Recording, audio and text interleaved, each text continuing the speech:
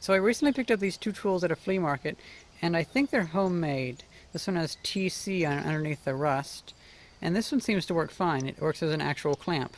It's not connected there, and there is a point where it pushes against that.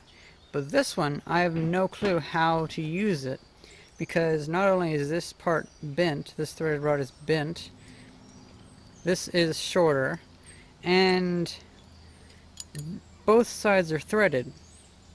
So whenever you tighten it down, it doesn't change the distance between these because there's still the same number of thread lengths between them. And so I'm wondering if maybe these are made in like somebody playing around, or like I think schools have something called a shop class or something like that. They might have done it in something like that. But yeah, I find it so interesting, so strange. I don't know why all four sides would have threads unless somebody just didn't know what they were doing. But these are nicely made, so I don't know. There are a lot of scuff marks on them though, so it's interesting. I think we should power up my bench grinder and just try to remove some rust off this, maybe make them look a little bit better. And for power, I got these two batteries that I've been charging on my solar panel system. This inverter says they're at 12.5 volts, so that's okay. And this thing should power up fine. Ugh. The modified sine wave doesn't make it sound the same, but whatever.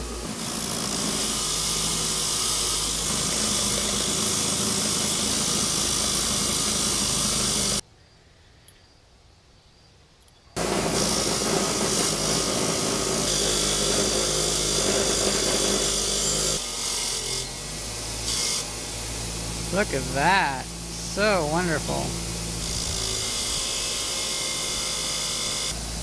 This thing's actually pretty clean.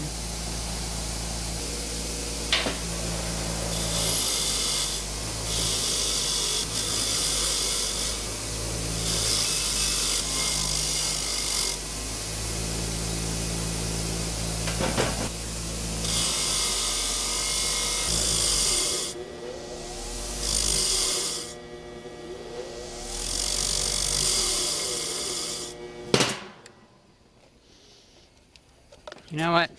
Fuck this stupid grinder. It's a piece of shit. So in the meantime, until I get my new grinder, it's going to work far better. That grinder has been horrible out of the box. And it's just like, you know what? No. It's been several years. I'm just going to buy a new one. Well, anyway, in the meantime, I think I'll go ahead and save my progress and put a little bit of WD-40 onto all the parts that I cleaned. WD-40 is not a very good lubricant in my opinion, but it's good at, well, it's good at opening frozen locks, but it's also good at keeping rust from hitting a bunch of newly cleaned parts. I'm not going to worry about that one though, because I'm still going to clean that, hopefully, with a grinder that's much better and much more efficient too, because that other grinder always seems to be maxed out and it's always heating up really bad. And I think I may have figured out the mystery of this clamp. So, these are obviously two different pieces. They're designed differently. These are obviously two different pieces. They're designed differently. So I'm thinking that this came from one clamp and this came from a different clamp.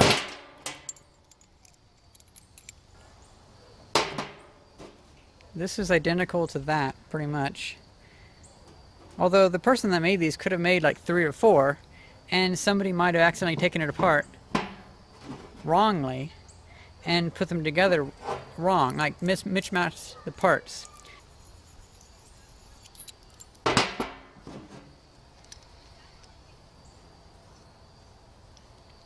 So let's imagine this one that has really no threads on it. Let's call that the secondary, and let's call the one that has both threads on it the primary. Well, with this one, they accidentally got 2 primaries stuck together. So somewhere, there's most likely, or they threw it away or it got lost or something, 2 secondaries that are supposed to mate with these but just won't work. I'm not sure how they got those 2 together, but, well, yeah, I'm not really sure because there wouldn't be threads on them. It's probably just ended up as parts in a toolbox. So yeah, it looks like this might be a big goof that somebody did. Probably somebody that didn't understand what these were. but I think we have one that's still pretty good. Actually, you know what? This one, these, it's a different design altogether still. You would think if somebody was making these by themselves, they would have the same design.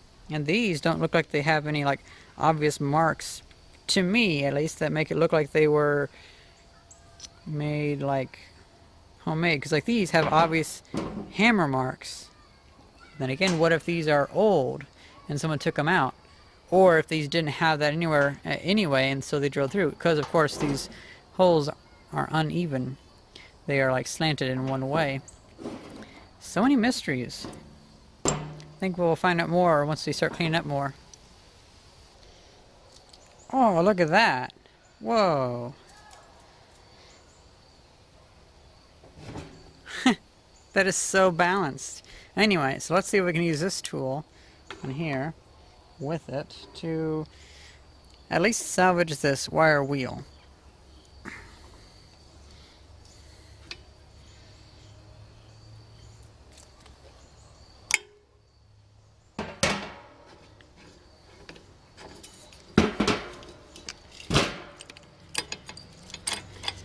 Wow, this new one works so much better than that old shitty one.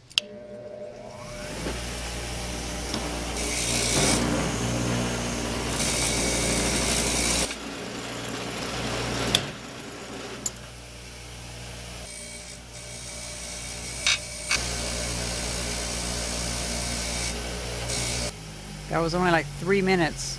On the other shitty grinder, it would have taken me like 10 minutes or longer. Wow. So I think that's pretty much it for this one. It seems pretty much cleaned up. I do not think that's too bad. It's pretty freaking cool. I love the look of it. Now let's work on this one. We'll start with this piece. This is the more rusted up one, but I think it should go pretty good.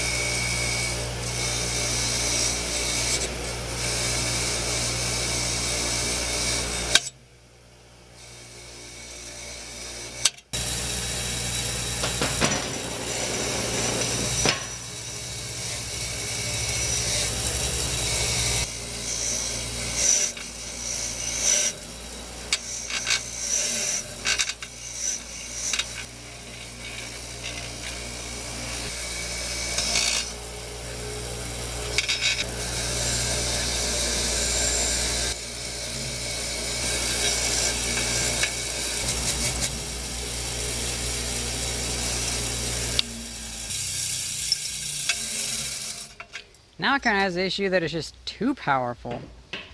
Man.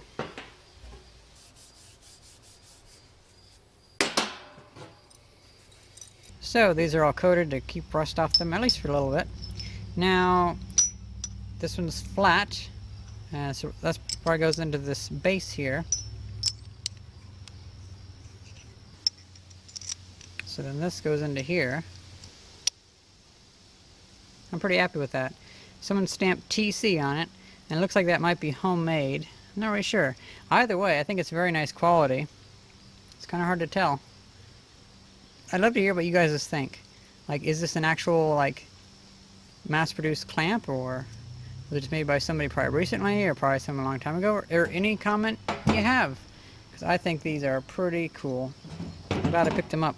If I see any more, I'll definitely pick up more. I hope you guys enjoyed this video, and thank you very much for watching. See ya!